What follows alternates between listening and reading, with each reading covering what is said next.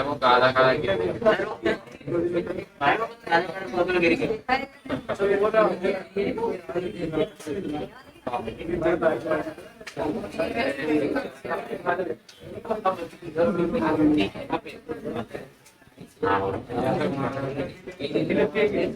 Next very very important topic, third सब topic में हम पहुंच रहे हैं। पहला जो सब टॉपिक था क्या था, वो पहला सब टॉपिक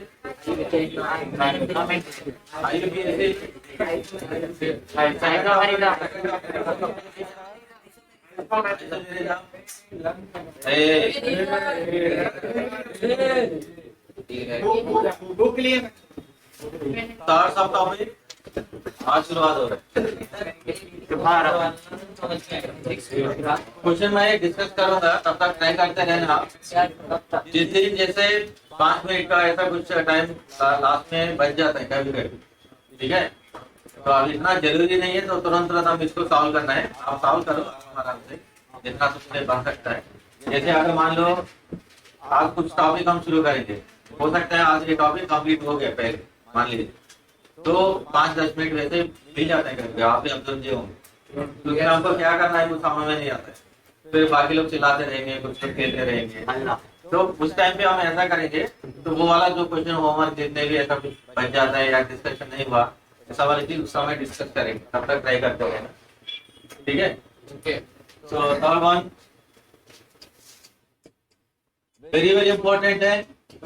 अगर ये समझ में नहीं आया, आप 12th में भी प्रॉब्लम फेस करो, इतना इम्पोर्टेंट है ऑर्गेनिक केमिस्ट्री के लिए, मतलब हार्ट ऑफ ऑर्गेनिक केमिस्ट्री। मतलब एक इंसान के लिए जो हार्ट होता है वो जितना इम्पोर्टेंट है, ऑर्गेनिक केमिस्ट्री के लिए भी उतना ही इम्पोर्टेंट है। ऑर्गेनिक रिएक्शन अगर आपको आगे हम पढ़ने जा रहे हैं ऑर्गेनिक रिएक्शन, जिसके बाद वही होगा ऑर्गेनिक रिएक्शन होगा। अगर वो चीज समझ में आना है तो आपको सबसे पहले ये चीज समझ में आना चाहिए। अगर ये नहीं आया तो फिर वो भी नहीं आएगा, मतलब पूरा ऑर्गेनिक बराबर। इसलिए ध्यान से सुनना।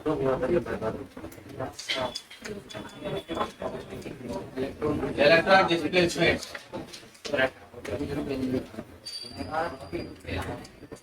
इनऑर्गेनिक,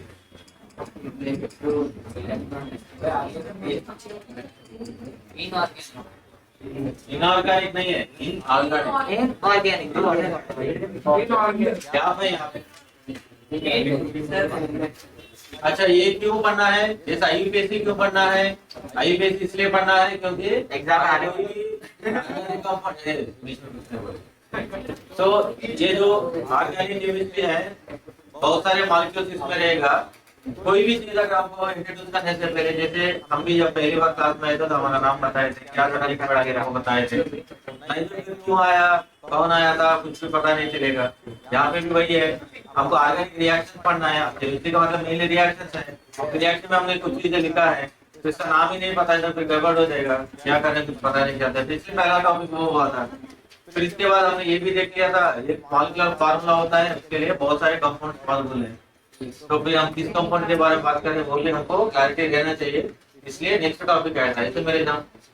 अभी नेक्स्ट जो आ रहा है इलेक्ट्रॉन डिस्प्लेसमेंट, इसकी जरूरत क्या है, क्योंकि एलिमेंट ऑफ ऑर्गेनिक रिएक्शंस अगर पढ़ना है उसमें ऑर्गेनिक कंपाउंड जो है वो कोवेलेंट इन नेचर होता है। कोवेलेंट रिएक्शंस में ना कोई पॉजिटिव होता है ना नेगेटिव चार्ज होता है, मगर जब हम रिएजेंट्स रिएक्शंस वगैरह कर रहे हैं उसमें पोलैरिटी डेवलप होता है।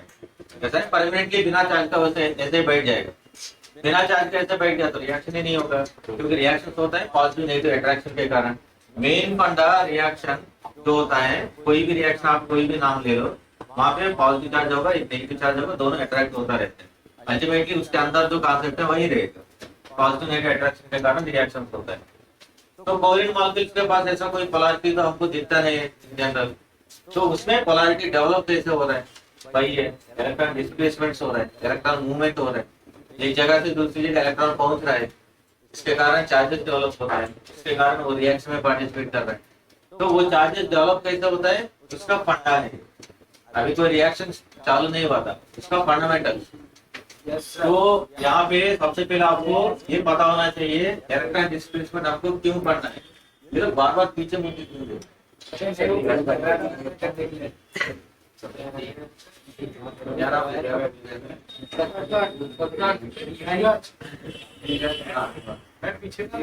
अरे तुमने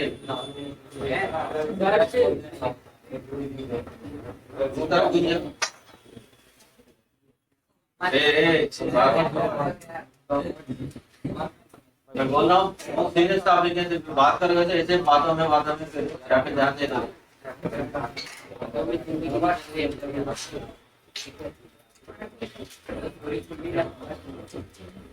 तो इलेक्ट्रॉन डिस्प्लेसमेंट क्यों पढ़ना है?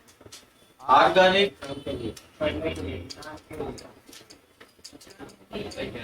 Reactions occur due to electron movement.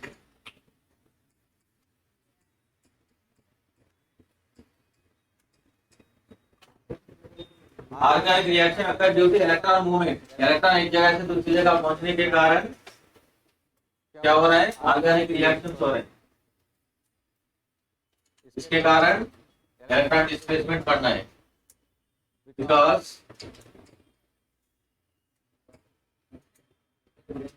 organic compounds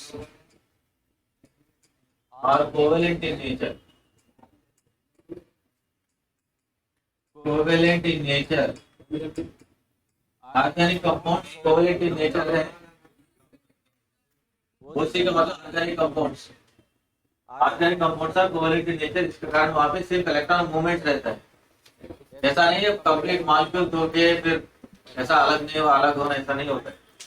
सिर्फ वहां पे इलेक्ट्रॉन मूवमेंट होते हैं, एक जगह से दूसरी जगह पहुंचता है। तो इसमें कोवलेंट कंपाउंड्स है। तो कोवलेंट कंपाउंड्स है मेनली टू टाइप का बॉन्ड्स होता है कोवलेंट मॉलिक्यूल। तो कहाँ पे होता है? इलेक्ट्रॉन्स बॉन्ड में ही रहता है। तो electrons are present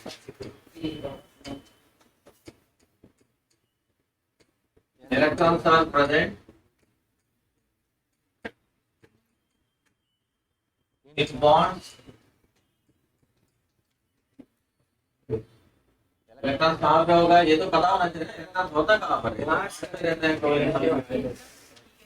electrons are present in the bonds. There are two types of bonds.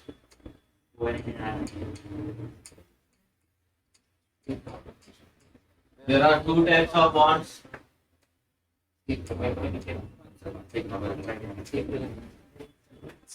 Sigma and pi. There are two types of bonds, sigma and pi. ये होता है कोवलेंट बॉन्ड में।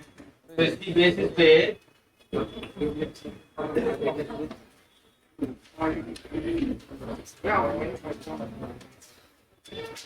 Electron movement based on bond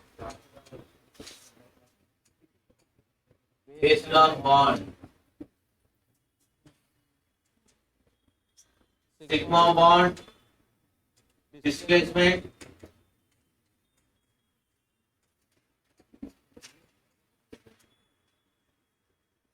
pi bond displacement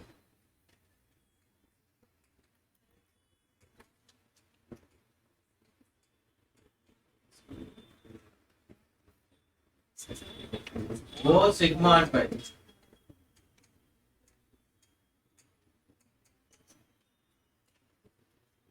मतलब bond की basis पे based on bond sigma bond भी displacement में जा सकता है या पाई बॉन्ड भी डिस्प्लेसमेंट में जा सकता है, यानी तो वो सिग्मा पाई दोनों मिलके शिफ्टिंग प्रोसेस में जा सकता है। शिफ्टिंग और displacement process. Sigma bond displacement के कारण जो इफेक्ट आएगा उसका नाम है inductive effect.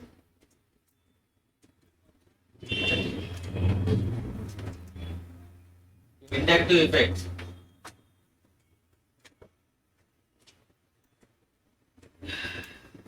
Pi bond displacement के कारण जो इफेक्ट आएगा इसमें दो चीजें हैं, इलेक्ट्रोमेरिक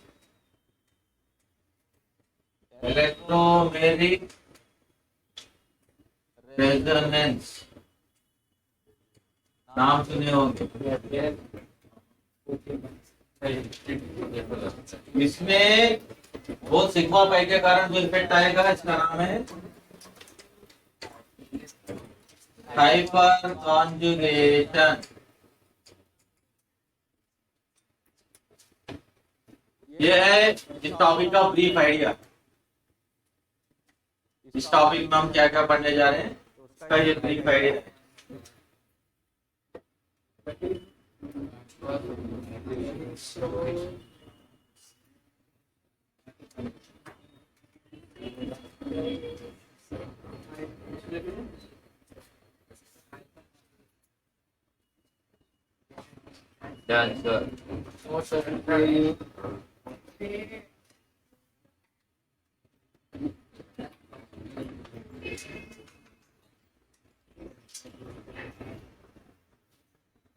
मतलब ये चार इफेक्ट्स पूरे ऑर्गेनिक केमिस्ट्री को डिसाइड कर रहे हैं, सिर्फ चार इफेक्ट्स। अगर ये क्लियर हुआ पूरा ऑर्गेनिक क्लियर, अगर ये क्लियर नहीं हुआ पूरा ऑर्गेनिक बर्बाद खत्म। फिर जल्दी के बाद होते रहोगे।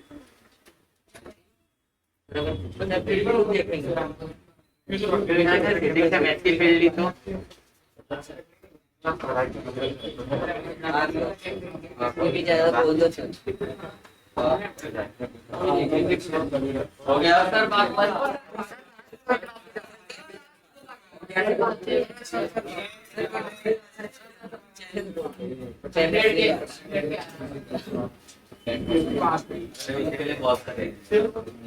सर वो तो अरे यहाँ भी वही करो, घर जाके भी वही करो तो क्या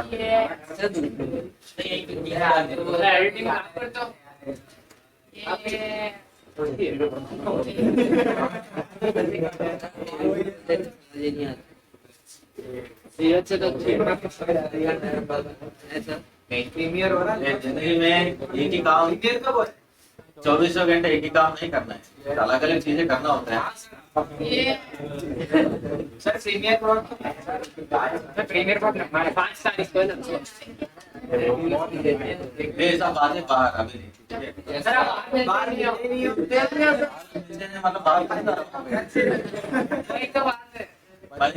स्कूल के सामने बैठा है, इधर उधर घूमता है।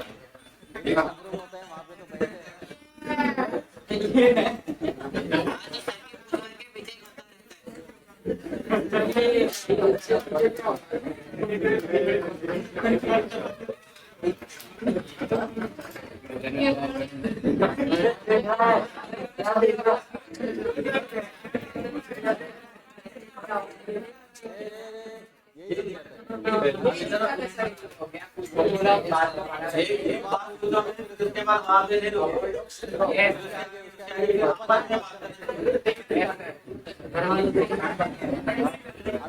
बहुत सीरियस चल रहा है। फिर किसी ने कंगार दे दिया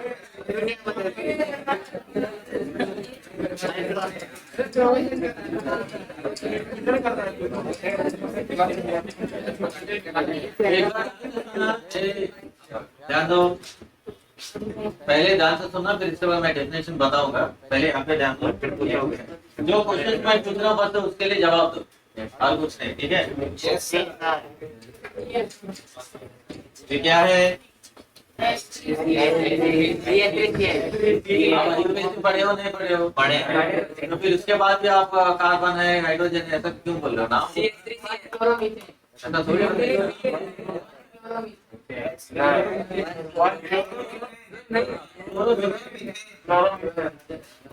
ये बॉन्ड किसके बीच में है?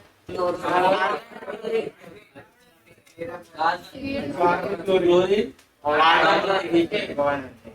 अगर मान लो यहाँ क्लोरीन हटाऊंगा, ठीक है? तो क्लोरीन हटा के यहाँ पे कोई CH3 लगा होगा,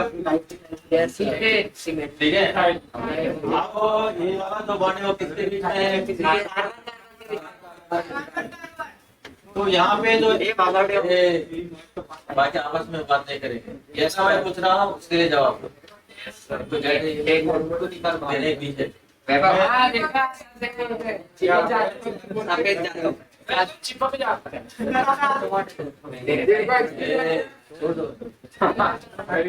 अरे वो चिपक रहा है, क्या करना चाहिए तुमको, क्या लेने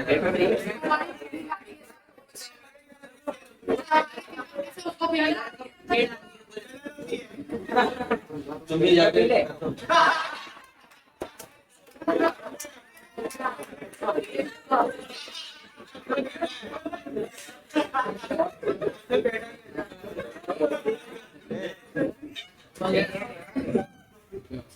वो सिंगल बॉन्ड है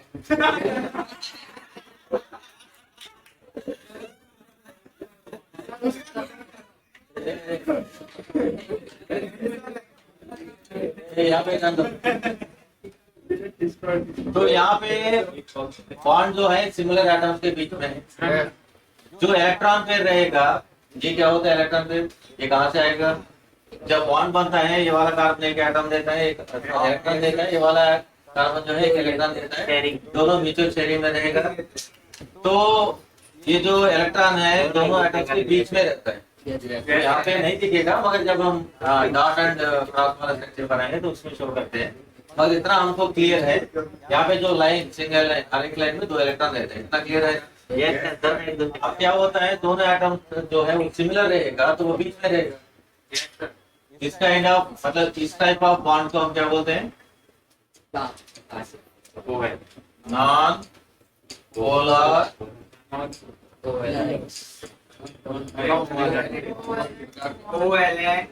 पोलर कोवेलेंट बॉन्ड बोलते हैं। अभी अगर हम वहां पे CH3 था, उसकी जगह मैंने अभी Cl लिया।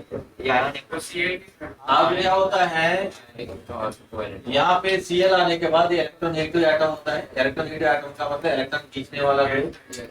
तो मिडिल में जो रहना चाहिए था वो थोड़ा सा क्लोरीन की तरफ जाएगा, ऐसा नहीं है पूरा वो ले लेगा वहां से इलेक्ट्रॉन खींच के लेके बाहर जाएगा, पूरा नहीं लेगा जिसके कारण पार्शियल चार्जेस डेवलप होता है। इस टाइप ऑफ बॉन्ड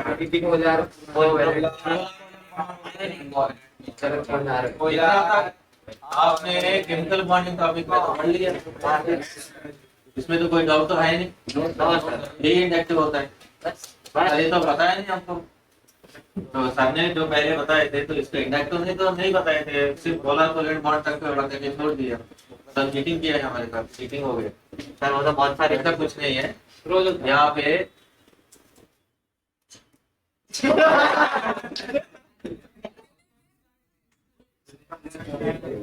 यहाँ पे एक्चुअली वही पॉइंट हमको यूज करना है। इंडक्टिव इफेक्ट कंप्लीटली वो इंडक्टिव इफेक्ट नहीं होता है, आधा वो इंडक्टिव इफेक्ट का डेफिनेशन का ये आधा पार्ट। एक्चुअल इंडक्टिव इफेक्ट क्या होता है, अगर यहाँ पे ऑर्गेनिक केमिस्ट्री में देखते ऐसा नहीं हमेशा कार्बन इक्लोन ऐसा तो नहीं होगा, बहुत बड़ा कार्बन चेन होता है। अगर मान लो मेरे पास CH3 है, यहाँ पे CH है, रे जान दो जान से, अगर एक भी पॉइंट मिस हुआ तो फिर कंफ्यूज हो जाओगे। तो ये तो है ऑलरेडी, चाहे वहां पे बड़ा सा कार्बन चेन हो या जो भी हो, पहले यहाँ तो जो पोलैरिटी है यहाँ पे पहले पोलैरिटी रहेगा। ऑलरेडी ये पोलर बॉन्ड है, तो पोलर बॉन्ड कहाँ पे बनता है, जहाँ पे टू डिफरेंट एटम्स होगा। पहले इसके आगे कुछ नहीं था, अब क्या है इसके आगे एक और कार्बन इसके साथ अटैच हुआ है, इसके साथ जुड़ा हुआ है एक और carbon.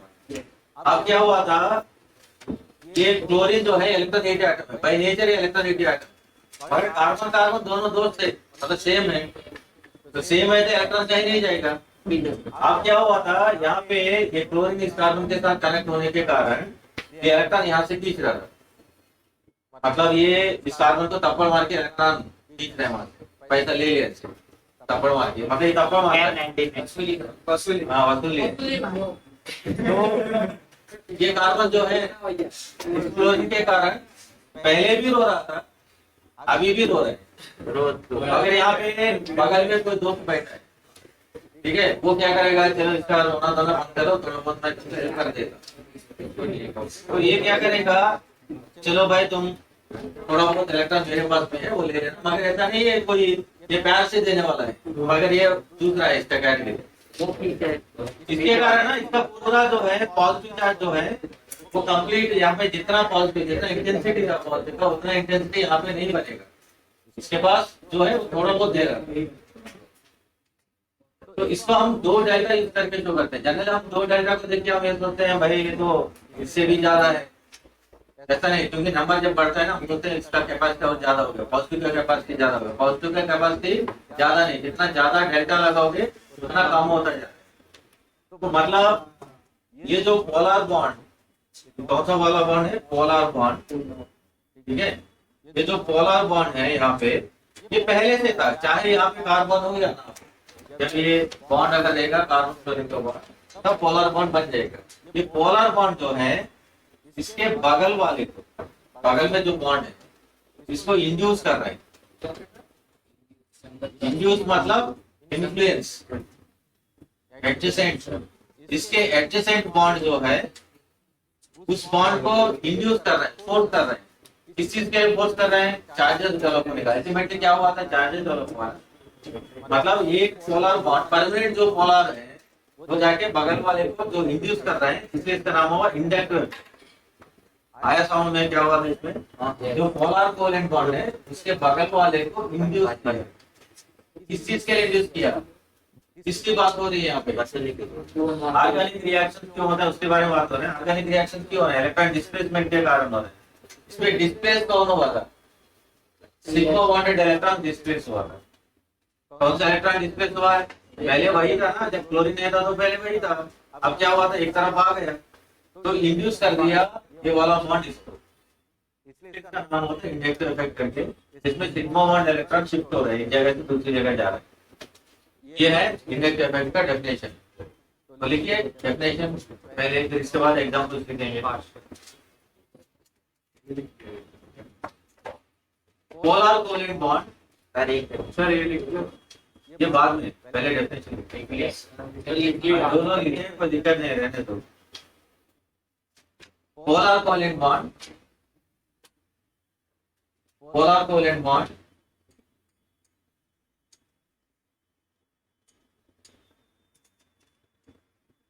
polar covalent bond induces, polar covalent bond induces adjacent, polar covalent bond induces adjacent covalent bond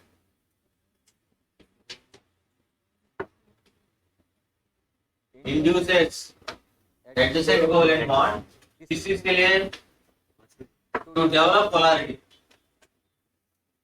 to develop polarity मतलब बगल वाले को इन्फ्लुएंस कर रहा है, वहां पे भी पोल्स डेवलप हो जाए, positive negative poles, to develop polarity is called polarity. हाँ सर समझ गए। इट कॉल्ड इसका पोलैरिटी नहीं है, अरे बीच में कोई कुछ नहीं बोलेंगे। जब मैं डेफिनेशन लिखवा रहा हूँ, देखो हमेशा ध्यान रखना, जब भी मैं कोई चीज लिखवाता हूँ बीच में कोई कुछ नहीं बोलेंगे। इसमें क्या होता है, कोई दूसरा कुछ भी नाम ले लेगा, ऋतिक रोशन बोलेगा, वो लिख देगा वहां पे, ये दिक्कत है। उनका दिमाग इतना बोझ में नहीं रहता है, वो कहीं और दिमाग रहता है, क्या लिख रहा हूँ। इस कॉल्ड इंडक्टिव इफेक्ट। मेरा स्टेटमेंट जो है कंप्लीट करने दो, तब तक आप शांति से बैठना, ठीक है। इस कॉल्ड इंडक्टिव इफेक्ट।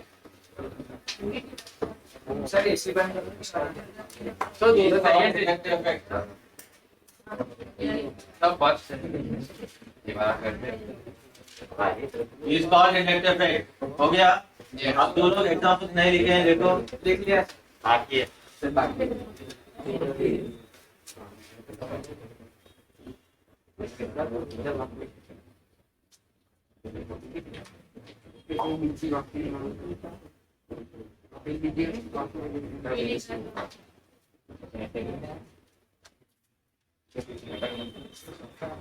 वहां पे डिस्प्ले करने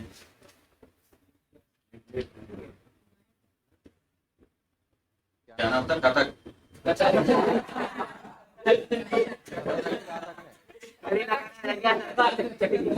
कली लगा दो।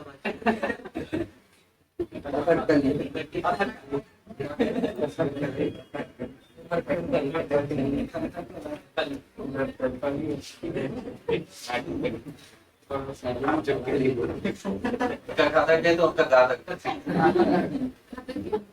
तो आ जाता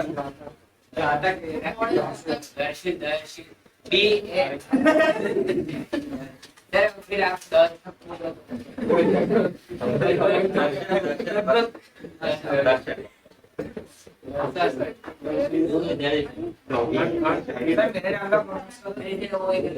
बाद में करेंगे अभी।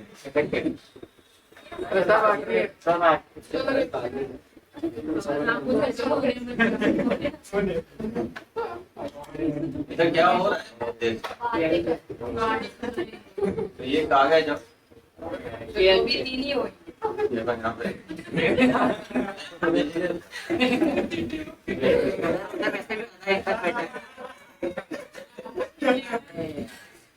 अभी आ जाओ आराम से बैठ।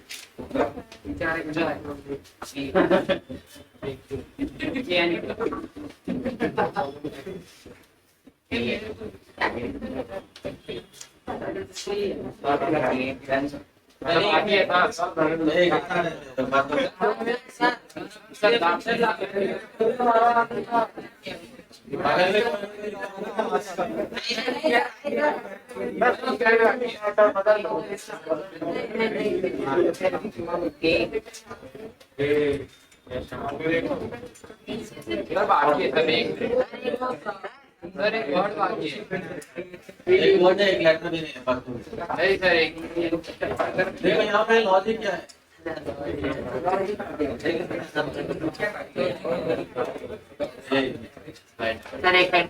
लॉजिक ये है, क्वेश्चन एक्चुअली ऐसा पूछते हैं future of following inductive effect operates, मतलब इंडक्टिव इफेक्ट कहाँ पे दिखेगा, ऐसा क्वेश्चन आता है एग्जाम। ये तो डेफिनेशन तो ठीक है, डेफिनेशन तो जैसे अभी वाले एग्जाम जो हुआ था उसके लिए काम है। हाँ एनसीईआरटी काइंड ऑफ एग्जाम के लिए।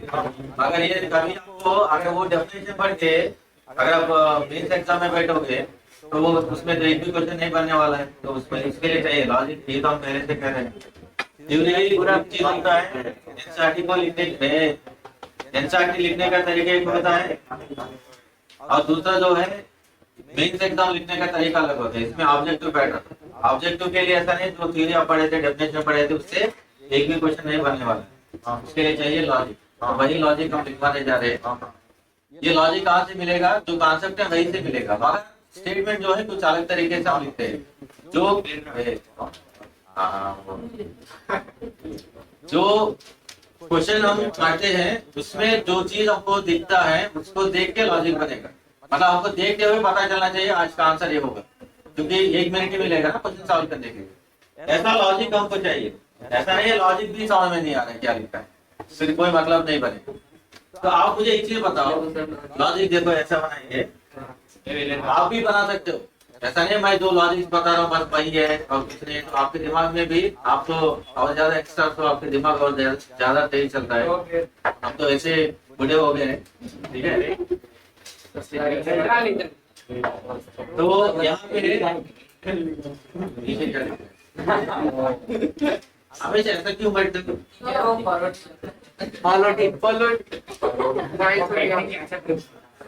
तो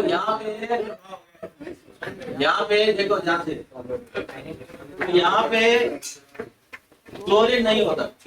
जानो यहाँ पे अगर क्लोरीन नहीं होता, जैसे पहले वाला एग्जाम्पल, यहाँ पे कोई क्लोरीन नहीं था, तो तब बॉन्ड कहीं इधर उधर गया।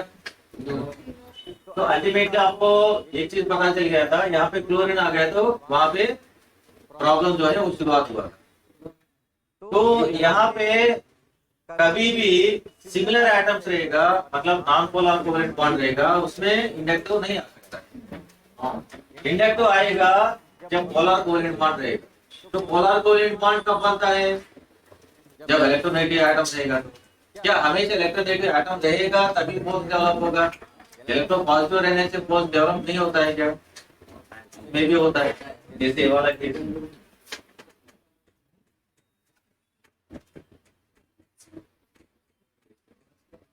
जैसे लिथियम अटैच हुआ, इसमें भी बोल डेवलप होता है, मगर इस बार मेटल अटैच हुआ, तो मेटल अटैच होने से मेटल का काम है इलेक्ट्रॉन देने वाला ग्रुप है।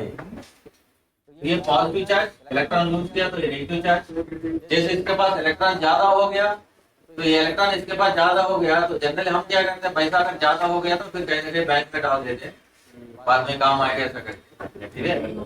तो यहाँ पे एटम ऐसा नहीं होता है, जैसे इसके पास इलेक्ट्रॉन ज्यादा आ गया तो फिर ये बगल वाले को देने लग जाएंगे। तो ये बोलेगा अरे तुम दोनों हम दोनों सोचते हैं तेरे पास पैसा आ गया, मुझे थोड़ा सा जरूरत है, तो फिर ये दे देगा।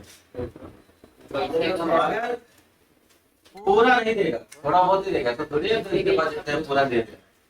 इसलिए यहाँ पे जो नेगेटिव जवाब होता है वो उससे थोड़ा सा कम है, इसलिए 2 डेल्टा यूज किया। मतलब यहाँ पे भी एक ट्रांसफर चलता रहता है, मतलब यहाँ पे भी इंडक्टिव आ जाता है। तो कुल मिला के पॉइंट ये है, जहाँ पे पोलैरिटी डेवलप होगा, जहाँ पे पोलर बॉन्ड होगा, वहाँ ऑटोमेटिकली बगल वाले को इन्फ्लुएंस करता ही रहेगा। तो पोलर कोवैलेंट बॉन्ड कब बनता है, वही से हमको लॉजिक मिल जाता है। तो पोलर कोवैलेंट बॉन्ड कब बनेगा, क्या इलेक्ट्रोनेगेटिव आएगा, नहीं तो इलेक्ट्रोपॉजिटिव आएगा। अगर ऐसा लॉजिक अगर हम बनाएंगे उसमें आधा स्टूडेंट को समझ में आता है, आधा स्टूडेंट को समझ में नहीं आता है। तो ऑलरेडी केमिस्ट्री जानते हैं उनको तो पता चल जाएगा भाई इलेक्ट्रोपॉजिटिव क्या होता है, इलेक्ट्रोनेगेटिव क्या होता है, ठीक है। अगर हमको ऐसा लॉजिक बनाना है जिनको केमिस्ट्री भी नहीं मालूम है, तो सड़क पे कोई जा रहे हैं उनको भी समझ में आना चाहिए। ऐसा कोई लॉजिक आप मुझे बताओ इस चीज को लेके, 2 एग्जाम्पल आपके सामने, ये भी एग्जाम्पल नोट करना। सर आप एक बार बताओ उसके बाद हम बताएं। मतलब जो ऐसा फर्स्ट स्टैंडर्ड स्टूडेंट, मतलब रास्ते में जो रहे हैं उनको तो कुछ पता नहीं क्या उनको समझ में आएगा। जैसे कोई फर्स्ट स्टैंडर्ड स्टूडेंट, कोई सेकंड स्टैंडर्ड स्टूडेंट, उनको भी लॉजिक हमेशा सर उनको पहले केमिस्ट्री आनी है, तो लर्न करने दो उनको केमिस्ट्री, यही है बात है। तो यही मैंने कहा, एक पॉइंट में बताता उसको 30 तरह दे डाइवर्ट मत हो जाओ, पॉइंट पे जाओ। आपको हमेशा कोई ऐसा लॉजिक बनाना है जिनको केमिस्ट्री भी नहीं पता हो, उसके लिए हमने एग्जांपल बताया फर्स्ट स्टैंडर्ड तक। ऐसा थोड़ी फर्स्ट स्टैंडर्ड में हालांकि टाइम वो केमिस्ट्री में आएगी होगी, तो उनको भी ऐसा समझ में आना चाहिए, ऐसा लॉजिक बनाओ। मैंने कहा था ऐसा नहीं, मैंने जो लॉजिक पता था वही लॉजिक से दूसरा कुछ लॉजिक नहीं बन सकता। आप भी बना सकते हो, मगर उसके लिए आपको पहले कॉन्सेप्ट क्लियर रहना चाहिए, तभी आप बना सकते हो। तो आगे आप बनाओगे, मुझे जैसे कुछ दिन के बाद आप ही आगे बताओगे सर ये लॉजिक भी बना सकते हैं क्या, ऐसा कर सकते हैं क्या, ऐसा होता है जनरली। अगर पता नहीं, वो कुछ दिन के बाद आप बताओ, उसके कुछ दिन बाद होता है ना। अगर मैं लॉजिक ऐसा बनाऊंगा भाई पोलर कोवैलेंट बॉन्ड रहेगा तो वहाँ पे इंडक्टिव आएगा, तो किसी को कुछ समझ में नहीं आएगा सर एक पोलर क्या होता है, फिर क्वेश्चन पूछोगे। सिंपल है, जहाँ पे 2 डिफरेंट एटम्स के बीच में बॉन्ड दिखेगा उसमें इंडक्टिव आ जाएगा। जहाँ पे इस मॉलिक्यूल में 2 डिफरेंट एटम्स के बीच में एक्सेप्ट कार्बन हाइड्रोजन को छोड़ के, वो वाला बॉन्ड छोड़ के, यहाँ पे 2 डिफरेंट एटम्स के बीच में, जैसे यहाँ पे कार्बन लिथियम के बीच में आ गया, यहाँ पे कार्बन क्लोरीन के बीच में आ गया, ऐसा कोई भी सिचुएशन ऐसा हो जहाँ पे 2 डिफरेंट एटम्स के बीच में सिग्मा बॉन्ड आ गया, उसमें आगे बंद करके इंडक्टिव आ जाता है। ये लॉजिक आप यूज कर सकते हैं। इसके लिए केमिस्ट्री की जरूरत नहीं है, आगे है देख लो, सेम है डिफरेंट है पता चल जाएगा। तभी पता नहीं चल रहा है सेम दिया है डिफरेंट दिया है, फिर भगवान की भरोसे चलना है, ठीक है। इतना सिंपल लॉजिक देखने के बाद भी अगर समझ में नहीं आता है तो फिर भगवान भरोसा है, ठीक है। तो यहाँ पे लॉजिक कैसा बनाओ, लॉजिक ये है sigma bond between different atoms, sigma bond between different atoms except CH, CH को मत देखना, इसमें एक भी केमिस्ट्री पॉइंट नहीं है मेरे हिसाब से, इसलिए बहुत बड़ी केमिस्ट्री जानने की जरूरत नहीं है। 2 डिफरेंट एटम्स, बस आपको sigma bond between 2 different atoms ये देख के पता चल जाता है। Sigma bond between 2 different atoms, then I operates आई मतलब सर आप फुल फॉर्म लिखा। आगे भी हम आई यूज करने वाले। आईडी में भी आई होता है, ये भी आई था, कितना करती है आया नहीं, हाँ आई यूज नहीं करता, आई ही यूज करते हैं। आयोडीन की बात कर रहे हो। आप सब इतना कंफ्यूज स्टेट में रहोगे, फिर आगे हम लिखेंगे इसमें type plus side group minus side group, फिर आप सोचेंगे plus side minus side.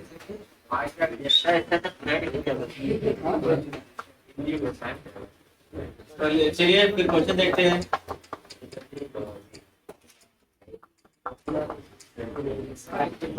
In which of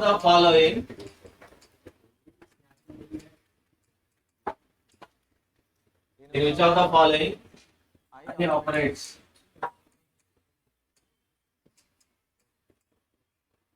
I operates. Option A. CH3 CH2 Cl CH3 CH2 lithium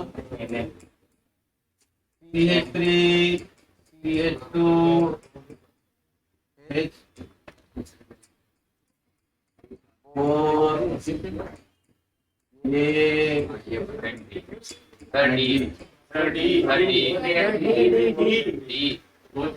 बार बार पीछे में भी तो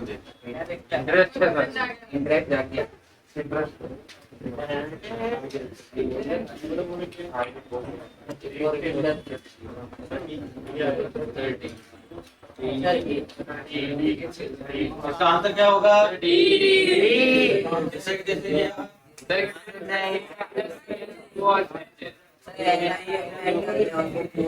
देखो अभी तो ये दोनों मॉलिक्यूल मैंने डिस्कस किया था तो तुरंत पता चल गया। अगर आगे भी अगर ऐसा कोई क्वेश्चन पूछते हैं तो आपको बस ये देखना है, कोई केमिस्ट्री यहाँ पे कुछ भी नहीं है, बस आपको ये देखना है कहाँ पे आपको 2 डिफरेंट एटम्स लिख रहे हैं, बस वो एरिया पहले मार्क करो। मेहनती मानस सर।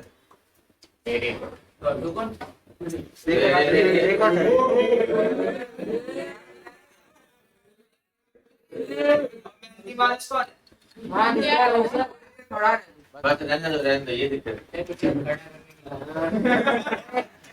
यहाँ पे आपको ये मार्क करना पड़ेगा भाई, इसमें जो मॉलिक्यूल दिया है मुझे कहीं भी कोई डिफरेंट एटम्स के बीच में कुछ बॉन्ड बना हुआ जैसा लग रहा है क्या, तो देखने से पता चल जाता है। उसको सर्च भी कर दो, बस मिल गया दोनों में, इसलिए आंसर हुआ था बोथ ए इसमें एक्सेप्ट CH। ऐसा नहीं है CH जो है वो सेम तो नहीं है ना,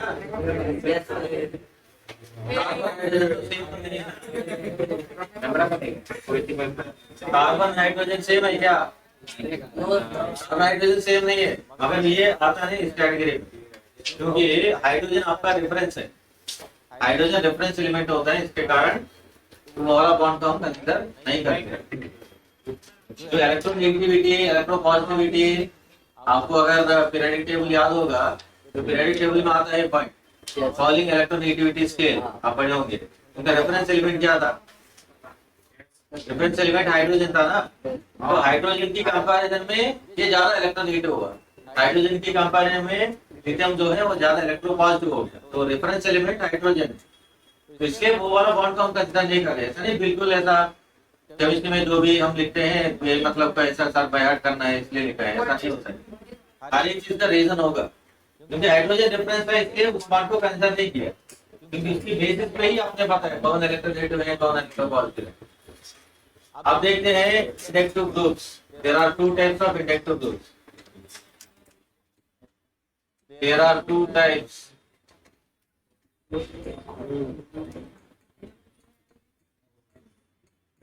There are 2 types of inductive groups.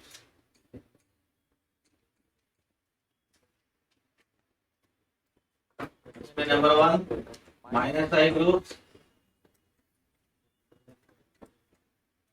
Number 2,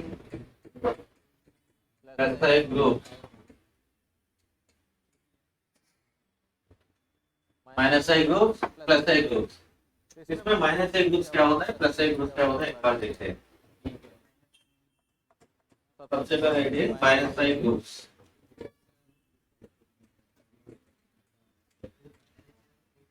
minus का ग्रुप जो है वो इलेक्ट्रोनेगेटिव एटम या इलेक्ट्रोनेगेटिव एटम कंटेनिंग ग्रुप होता है। इलेक्ट्रोनेगेटिव एटम और electronegative atom containing group.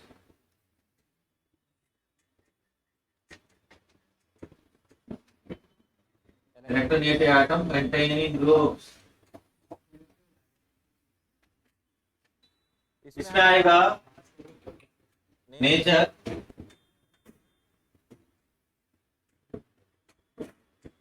Withdraw the electrons. इसका काम क्या रहता है? जब इलेक्ट्रोनेगेटिव एटम रहेगा इसका नेचर क्या रहेगा? Withdraw the electrons.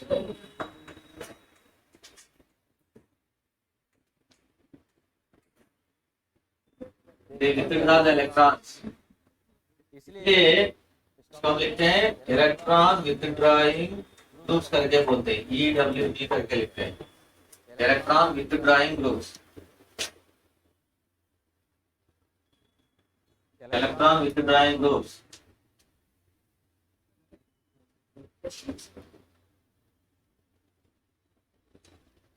हो गया। EN का मतलब इलेक्ट्रोनेगेटिव। अगर किसी को कोई डाउट है तो पूरा लिखें। इलेक्ट्रोनेगेटिव होता है EN का मतलब। Electron withdrawing group. Electron withdrawing group.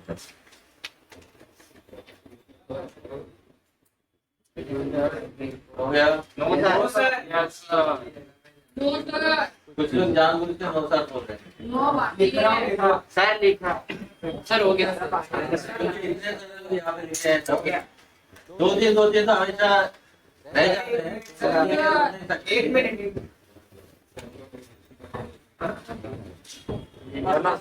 बाकी आधा नहीं सर हमें डांस क्या बोल रहे हैं? सर वो लास्ट वाले का बोलना है EWG electron withdrawing group. Electron withdrawing group. ये यहाँ पे जो लिखा हूँ वही पे मैं यहाँ पे शॉर्टकट को लिखा जैसे क्या लिखा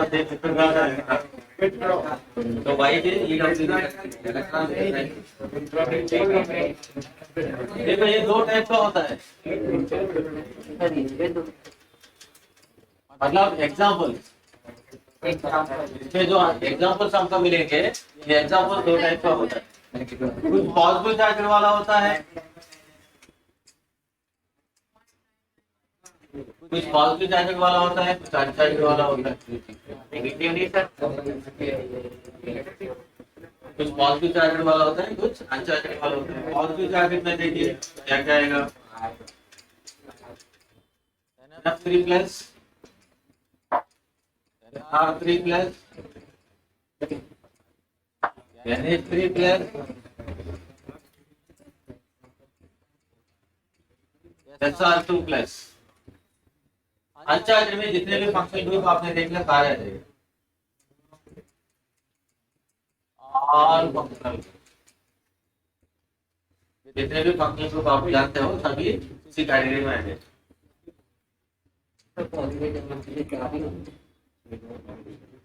फिर इसमें एक डाउट ये रहता है सर अगर एक दो ऐसे ही आ गया मतलब दो माइनस ग्रुप के बीच में कंपैरिजन अगर करना हो तो फिर क्या करो? फिर उसके लिए लॉजिक है पॉजिटिव वाले का ज्यादा होता है इफेक्ट कंपेयर टू अनचार्ज का।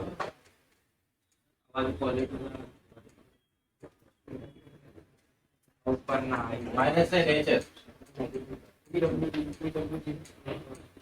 माइनस से मतलब विथड्रॉ करने का जो नेचर है वो पॉजिटिव के लिए ज्यादा होता है। क्यों? क्योंकि वो ऑलरेडी दिखा रही है। मतलब क्या इलेक्ट्रॉन लॉस हुआ ना तो उसको ज्यादा भूख लगेगा, जो मिल जाए वो खाता रहेगा। मतलब ऑलरेडी इलेक्ट्रोनेगेटिव है, नाइट्रोजन इलेक्ट्रोनेगेटिव होता है, पॉजिटिव होता है। हाइड्रोजन इलेक्ट्रोनेगेटिव होता है, इलेक्ट्रोपॉजिटिव होता है। पॉजिटिव इसमें भी डॉट है कुछ लोग सर। ये मेटल्स होता है इलेक्ट्रोपॉजिटिव, नॉन मेटल्स इलेक्ट्रोनेगेटिव होते हैं। मेटल है क्या इलेक्ट्रोजन, इसमें भी डॉट है, सब मेटल। अब ऐसा बोलोगे तो फिर गड़बड़ हो जाएगा। तो मेटल लॉजिक क्या होता है, इलेक्ट्रोपॉजिटिव है इलेक्ट्रोनेगेटिव है बताने के लिए। इलेक्ट्रोपॉजिटिव होता है इलेक्ट्रोनेगेटिव होता है, ये बताने के लिए आपको सिंपल लॉजिक है आपके पास। मेटल्स होगा तो इलेक्ट्रोपॉजिटिव होगा, नॉन मेटल्स होगा तो इलेक्ट्रोनेगेटिव होगा। तो ऑलरेडी इलेक्ट्रोनेगेटिव है, फिर उसके ऊपर पॉजिटिव है, मतलब जितना ज्यादा खतरनाक बन जाएगा। ऑलरेडी इलेक्ट्रोनेगेटिव है ना, इलेक्ट्रॉन खींचता रहता है, फिर इसके पास इलेक्ट्रॉन और कम हो गया तो और ज्यादा इसका गुस्सा ज्यादा रहेगा, ठीक है, इसलिए ज्यादा खींचता रहेगा। एक पॉइंट है, मान लो सर जैसे यहाँ पे जो केस है NF3 है NR3 है, इन दोनों में अगर मुझे कंपेयर करना हो, मतलब विथिन पॉजिटिव विथिन नेगेटिव अगर कंपेयर करना हो, उसमें क्या पॉइंट अप्लाई करो, अगर किसका ज्यादा है अगर पूछेंगे तो जिसके पास ज्यादा इलेक्ट्रोनेगेटिव एटम्स होगा वही होगा, क्योंकि ये भी N+ है ये भी N+ है।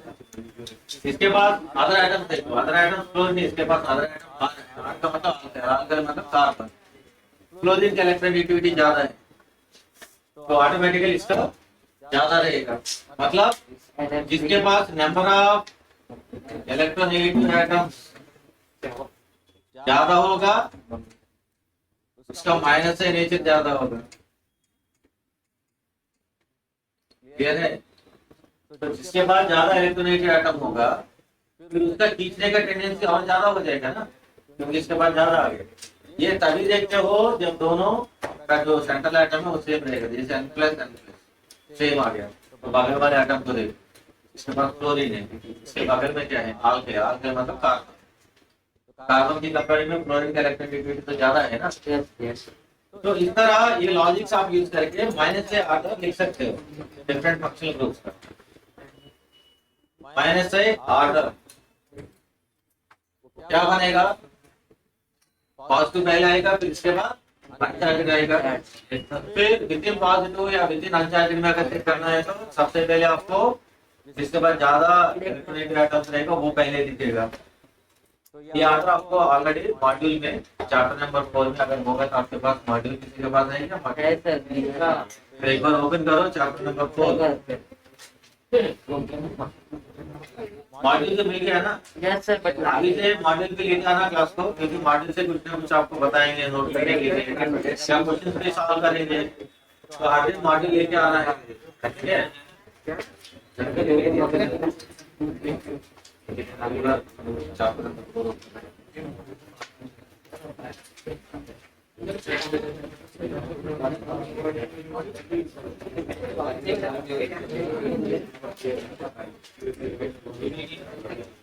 अगर नहीं रहने दो के बाद कर देना कोई दिक्कत नहीं।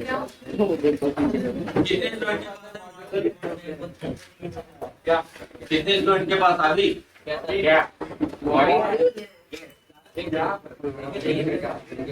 बार देखिए सभी लोग, एक बार देखिए सभी लोग,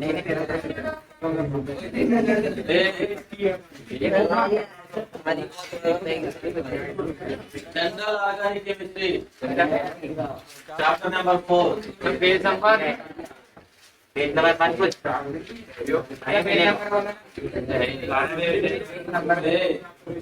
पे ध्यान दो,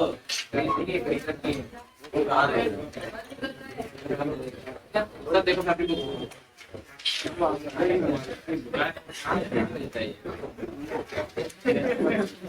4 जनरल ऑर्गेनिक केमिस्ट्री, जैसे ओपन करते हो यहाँ पे हेडिंग रहेगा इलेक्ट्रिकल इफेक्ट, उसके नीचे रहेगा इंडक्टर इफेक्ट, उसके नीचे जाओगे कुछ पॉइंट्स रहेगा, कुछ पॉइंट्स के नीचे रहेगा माइनस ग्रुप, फिर उसके नीचे रहेगा minus power of various group and cation, minus power of various group and cation करके रहेगा, तो सीधा कॉपी पेस्ट कर दो नोट्स में। जिनके पास होगा वो कॉपी पेस्ट कर देना, जिनके पास नहीं होगा घर जाके लेके आऊँ। घर जाके दिमाग नोट कर लो। जाके लेके आऊँ।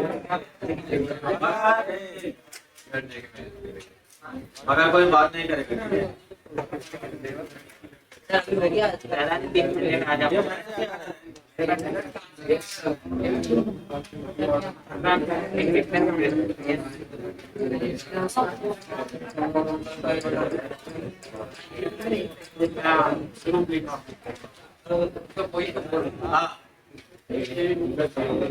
हाँ प्लस है ग्रुप, ठीक है, एक लगाओ। वो तो काफी पेस्ट करना है, बाद में भी कर दो, कोई दिक्कत नहीं। नेक्स्ट क्लास में भाई पूछने वाला हूँ क्वेश्चन, प्लस से आर्डर बताओ, माइनस से आर्डर बताओ, ये क्वेश्चन पूछना है। इनडायरेक्ट इफेक्ट क्या होता है? देखो आज जो क्लास में डिस्कस किया था भाई, नेक्स्ट क्लास में मैं पूछूंगा वाला इमेज नाम बता दो। वैसे को ये होगा इलेक्ट्रो पॉजिटिव, वो इलेक्ट्रोनेगेटिव है तो फिर ये प्लस ग्रुप क्या होगा? पॉजिटिव। रुकिए, आगे भी कुछ है इसमें। इलेक्ट्रो पॉजिटिव एटम्स और electronegative atom, electronegative atom containing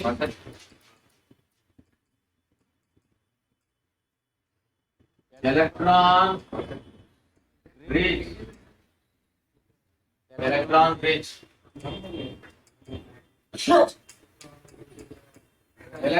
center,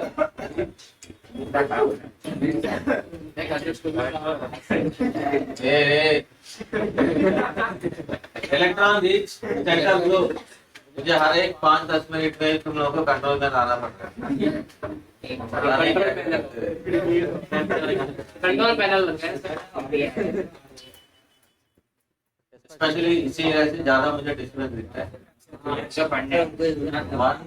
2 मतलब ये 2-3 बेंचेस में हमेशा प्रॉब्लम होता है। लास्ट बेंच में तो कोई ज्यादा दिक्कत नहीं है, बस वो लास्ट में जो बैठा है वो अलग अलग आवाज निकालता है।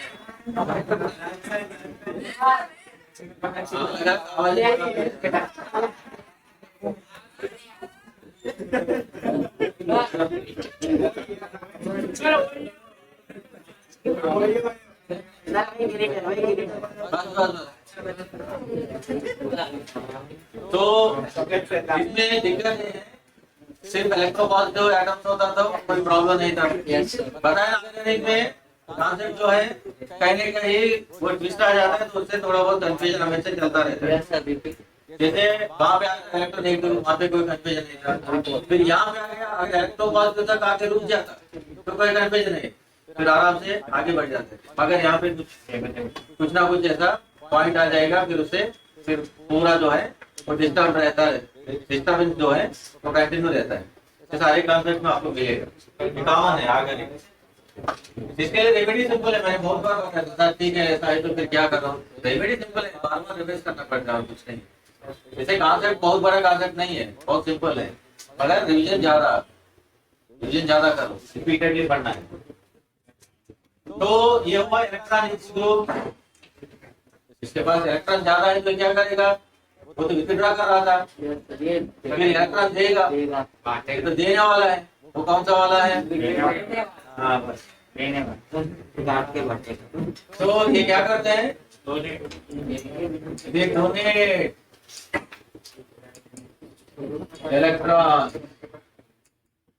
ये इलेक्ट्रॉन डोनेट करने वाला है,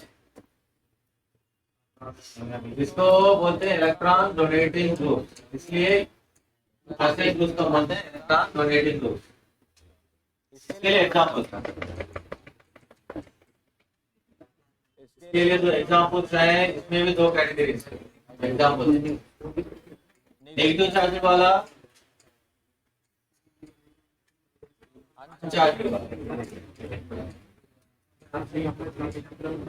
नेगेटिव चार्ज वाला, अनचार्ज वाला। नेगेटिव चार्ज वाला में आपको दिखेगा CH2 minus, NH minus, O minus, CO minus.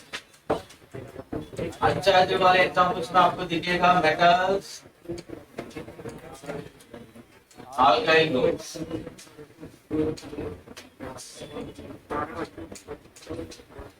फिर अल्काइल ग्रुप में 3 कैटेगरीज होता है। 1 डिग्री और प्राइमरी, 2 डिग्री और सेकेंडरी, 3 डिग्री और टेरिटरी। ये क्या होता है? एक एग्जांपल लेंगे समझने के लिए करते हैं। CH3, CH2, CH3 ये एक्चुअली ग्रुप होता है ना, फंक्शनल ग्रुप हो, अल्काइल ग्रुप का हमेशा बॉन्ड होता है, जो खाली वाला जो बॉन्ड होता है।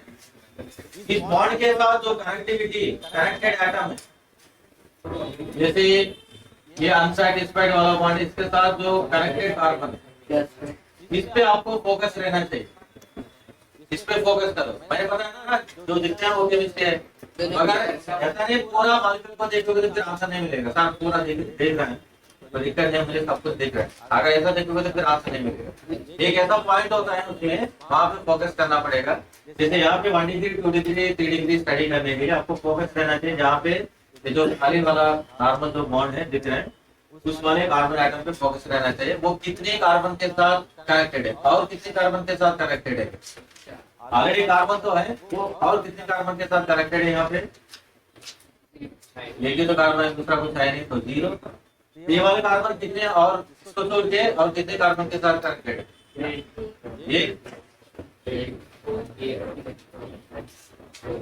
ये वाला जो कार्बन है सिर्फ एक कार्बन के साथ कनेक्टेड, जिसको हम बोलते हैं प्राइमरी।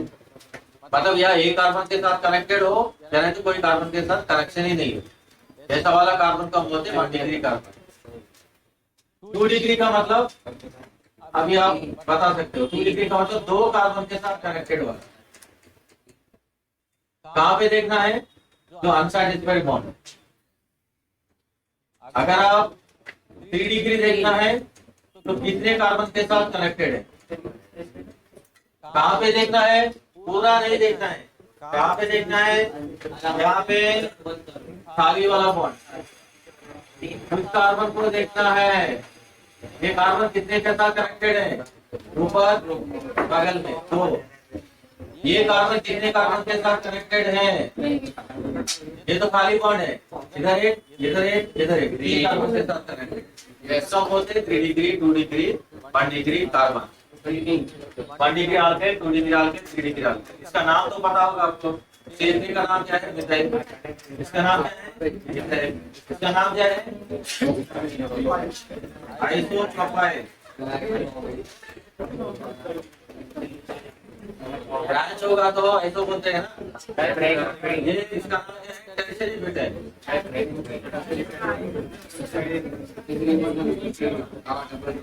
टर्शियरी ब्यूटाइल ये नाम है सबका। नेक्स्ट क्लास में आगे बढ़ेंगे। प्लस का भी आर्डर रहेगा, ध्यान दो। LSI का भी आर्डर है, नेक्स्ट आपको लिखना है प्लस का आर्डर यहाँ पे मॉड्यूल में दिया है, मॉड्यूल से नोट करो। यस सर, ठीक है। यस